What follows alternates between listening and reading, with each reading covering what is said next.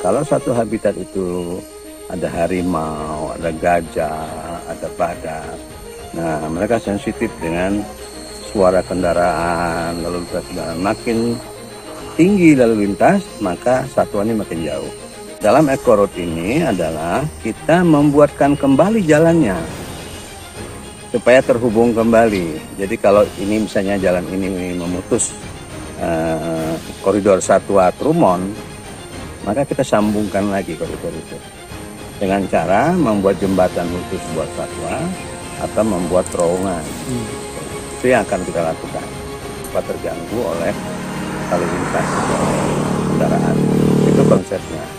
Nah, tapi tidak mudah tentunya. Kita harus tahu di mana dia biasa menyeberang atau adakah habitatnya. Misalnya orang hutan juga sering begitu berpindah menyeberang jalan.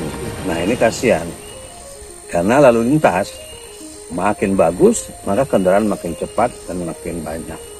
Itulah eco-road. Jadi kita tidak menghalangi pembangunan jalan, tetapi kita mengimbangi dengan memberikan penyeberangan juga kepada satwa.